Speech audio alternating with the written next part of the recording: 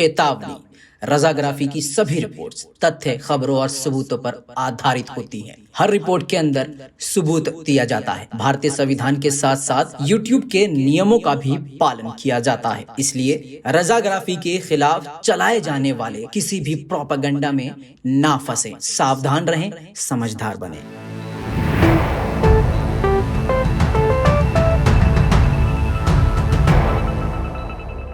सलाम, नमस्ते, सत श्री अकाल। मैं हूं रजा और आप देख रहे हैं रजाग्राफी। पाकिस्तान ने एक बार फिर से भारत पर बड़ा और गंदा और घटिया और खतरनाक इल्ज़ाम लगाया है। ध्यान से सुनिएगा, सोचिएगा, समझिएगा। हमको गरियाने से पहले रिपोर्ट आप सुन लीजिएगा। निष्पक्ष रिपोर्ट है। जो आपको सही लगे आप अपना पक्ष कमेंट में डाल सकते हैं, क्योंकि हम मोदी जी नहीं हैं और हम बीजेपी आईटी सेल वाले नहीं हैं कि हम अपने चैनल का कमेंट सेक्शन ऑफ करें। समझ रहे हैं? जिगरा चाहिए कमेंट सेक्शन ऑफ करने का, वरना हमारे मोदी जी भी जो है ऑफ करवा देते कमेंट सेक्शन। और डिसलाइक भी जो है मोदी जी, हाँ, लाइक और डिसलाइक बटन ऑफ करवा देते। मालूम है ना आपको? हाँ दोस्तों, आपको सबसे बड़ी बात बता दूं कि बड़ा इल्ज़ाम पाकिस्तान के शाह महमूद कुरैशी विदेश मंत्री और पाक एनएसए मोईद यूसुफ के साथ मिलकर 131 पेज का डोजियर पेश किया है। एक ऐसा डॉक्यूमेंट जिसमें प्रूफ दिया गया है, सबूत दिया गया है, रेफरेंसेस दिए गए हैं इंटरनेशनल मीडिया के, नेशनल मीडिया के, पाकिस्तानी मीडिया के और एमनेस्टी इंटरनेशनल जैसी बड़ी बड़ी संस्थाओं के रेफरेंस दिए गए हैं कि कश्मीर पे किस तरह से भारत सरकार जुल्म कर रही है। इतना ही नहीं, गंदा इल्ज़ाम लगाते हुए और बड़ा ख़तरनाक इल्ज़ाम लगाते हुए ये भी कहा है शाह महमूद कुरैशी ने कि वहाँ पर मतलब कश्मीर में आज़ादी नहीं है और एक खुली जेल की तरह बना दिया गया है कश्मीर को। कश्मीर के लोगों को बुरी तरह से मारा जाता है और न जाने क्या क्या उन्होंने वो बातें कही हैं। हो सकता है ये बातें सही हों और हो सकता है कि उनकी कुछ कुछ बातें इसमें से सही हों, क्योंकि सिर्फ कश्मीर का इस वक्त भाजपा के राज में बुरा हाल नहीं है, पूरे देश के मुसलमानों का बुरा हाल है। ये नेशनल रिपोर्ट भी कहती है और इंटरनेशनल रिपोर्ट भी कहती है। लेकिन इन सबके बाद आखिर में जो शाह महमूद कुरैशी ने इल्ज़ाम लगाया वो सबसे घटिया और बेबुनियाद था। मैं आपको बता दूं कि जब भी पाकिस्तान में कुछ होता है तो जैसे भारत में जो कुछ होता है तो भारत सरकार कहती है कि पाकिस्तान ने करवाया है। पाकिस्तान में कोई कुत्ता भी बेहोश हो जाता है तो इल्ज़ाम भारत पर लगा दिया जाता है। दोस्तों, ये दोनों देश की रणनीति एक ही जैसी है, मतलब एक दूसरे पे इल्ज़ाम लगाते रहो और आपस में जनता लड़ती रहे, जबकि लोगों को आपस में मिलकर रहना चाहिए। इंसानियत से बड़ी कोई चीज़ नहीं होती। बहरहाल दोस्तों, सारी गंदगी पॉलिटिक्स की है। ये इंडिया और पाकिस्तान का मैटर कब का निमट चुका होता, प्यार से बातें निमट चुकी होती, लेकिन बातें सारी हो रही हैं पॉलिटिक्स की वजह से। यहाँ भी कुर्सी जीती जाती है कश्मीर के नाम पे, वहाँ भी कुर्सी पर जमे रहते हैं कश्मीर के नाम पे।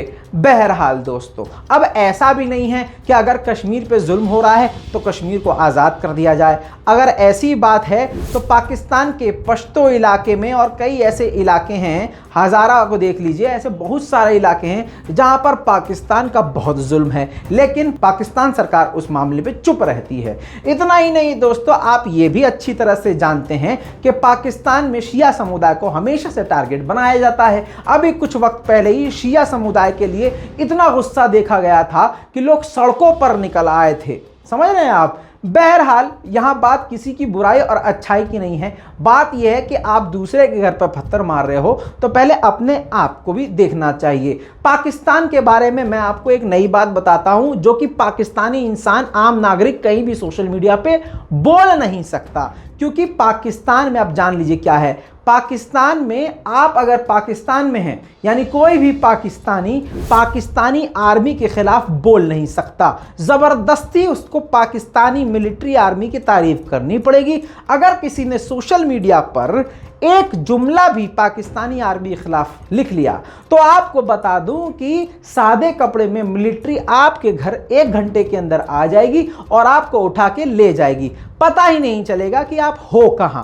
ये बात मेरे पास बहुत पहले आ चुकी थी और खुद पाकिस्तान के ही कई लोगों ने ये बात मुझे बताई है और बड़े डर के बताई है। उनका नाम मैं आपको बता नहीं सकता और तस्वीर में आपको दिखा नहीं सकता, लेकिन जितने भी मेरे पाकिस्तानी भाई ये देख रहे हैं वो इस बात को जानते हैं। सोशल मीडिया पे ये पाकिस्तानी आर्मी को कुछ और नाम देकर टैग करते हैं, मेंशन करते हैं और आपस में अगर कुछ बात कहनी होती है तो पाक आर्मी का वर्ड यूज नहीं कर सकते। पाकिस्तानी आर्मी पाकिस्तानी इंटेलिजेंस का इस्तेमाल अपने ही लोगों के खिलाफ ज़बरदस्त तरीके से करती है। पाकिस्तान में क्या हाल है, गुर्बत है, बेरोजगारी है, न जाने क्या क्या है और ऊपर से इल्ज़ाम भारत पर है। बहरहाल मैं ये कहता हूं कि पूरी दुनिया में सबसे बेहतरीन अगर कोई मुल्क है तो भाई साहब वो भारत है।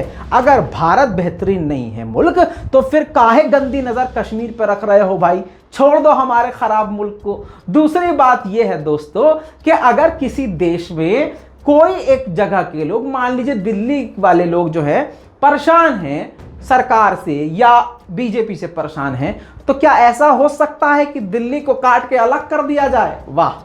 तो पहले पाकिस्तान में जो जो इलाके परेशान हैं पाकिस्तान की सरकार से, उनको काट के अलग कर दो भाई, हमें भारत को दे दो, हम ध्यान रख लेंगे। लेकिन देखिए लड़ने भिड़ने वाली बात है। लेकिन सबसे गंदा इल्ज़ाम क्या लगाया है पाकिस्तान ने? इल्ज़ाम यानी शाह महमूद कुरैशी ने इल्ज़ाम ये लगा दिया भाई साहब कि ये जो इंडियन गवर्नमेंट है ये ISIS को ये ट्रेनिंग दे रही है। भला बताइए ये कौन मान सकता है?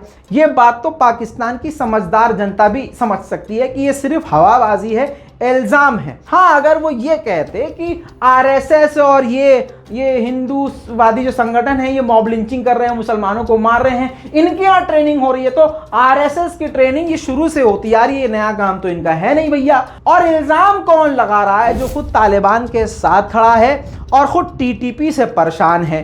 दाइश जो है इनके बॉर्डर में और इनके यहाँ भी पाए जाते हैं। अब ये भी बात गलत नहीं है कि भारत में भी ऐसे बहुत सारे लोग पकड़े गए, पाए गए और उन पर केस भी चला और ऐसे लोग भी हैं जो दाइश को ज्वाइन कर चुके हैं। बट इसका मतलब ये नहीं है कि भारत जो है दाइश को ट्रेनिंग दे रहा हो, ISI को। मतलब एक तो मुसलमानों के खिलाफ ऐसे हालात बने हुए हैं भारत में, तो ऐसा कैसे हो सकता है कि दाइश एक मुस्लिम संगठन जो मुस्लिम का नाम इस्तेमाल करता है, इस्लाम का नाम इस्तेमाल करता है, उसको भारत या भारत सरकार जो है ट्रेनिंग दे? ऐसा हो नहीं सकता। दूसरी सबसे अहम चीज है कि ISIS को, दाइश को बनाने वाला अमेरिका है। ये खुद पाकिस्तान पहले बोल चुका है, तो यानी बना अमेरिका रहा है और ट्रेनिंग भारत दे रहा है। बहुत बढ़िया भाई। खैर दोस्तों, कभी भी किसी पे इल्ज़ाम लगाना चाहिए तो उसका हाथ पैर होना चाहिए, मतलब कोई तो लॉजिक होना चाहिए। ये नहीं कि चलो सामने वाला आपका दुश्मन है या वो आपको दुश्मन मानता है, आपस में दुश्मनी है तो बिना हाथ पैर वाले एकदम हवा में ही कुछ भी बोलते रहो। इससे आपकी समझदारी पे इल्ज़ाम लग सकता है। दूसरा ये भी माना जा सकता है कि बचपन में आप तख्त से गिर गए थे और आप सर के बल गिर गए थे। समझ रहे हैं? ऐसी बातें नहीं करनी चाहिए। बहरहाल दोस्तों, भारत ने इसको सीधा सीधा नकार दिया है और कहा है कि यह सीधा सीधा भारत पर इल्जाम है। शाह महमूद कुरैशी साहब ने तो यह भी कह दिया कि सिर्फ कश्मीर में 9 लाख सेना भारत ने तैनात कर रखी है। मानते हैं कि काफी ज्यादा तादाद में कश्मीर में सेना तैनात है, लेकिन क्या ऐसा हो सकता है कि जितनी सेना पाकिस्तान के बाद है उतनी सेना तो हमने कश्मीर में तैनात कर दी है?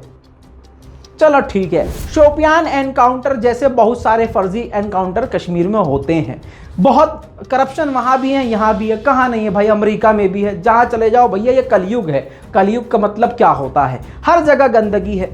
दोस्तों, अगर यहाँ हमारे शोपियान एनकाउंटर जैसे हरकतें हुई हैं, कांड हुए हैं, कश्मीर में जुल्म हो रहा है, तो क्या इसका मतलब ये है कि कश्मीर उठा के ससुरा किसी को भी दे दिया जाए? ये तो नहीं हो सकता, बिल्कुल नहीं हो सकता, कतई नहीं हो सकता। अच्छा, इतना नहीं, अब जो कश्मीर में रहने वाले हमारे भाई बंधु हैं, जो कश्मीर को आज़ाद कराना चाहते हैं, जो ये कहते हैं ना हम पाकिस्तान के साथ रहेंगे ना हम भारत के साथ, हमें अलग कर दो, उनको जो है पाकिस्तान के शाह महमूद कुरैशी ने फ्रीडम फाइटर करार दे दिया है। बहुत बढ़िया। वैसे पाकिस्तान से भी अलग होना चाहते हैं वो बहुत सारे ऐसे लोग, समझ रहे हो? तो वो भी फ्रीडम फाइटर हैं। फिर दोस्तों, आपको एक और बड़ी खबर बताता चलूं, क्योंकि अफ़गानिस्तान पर यह अपडेट है।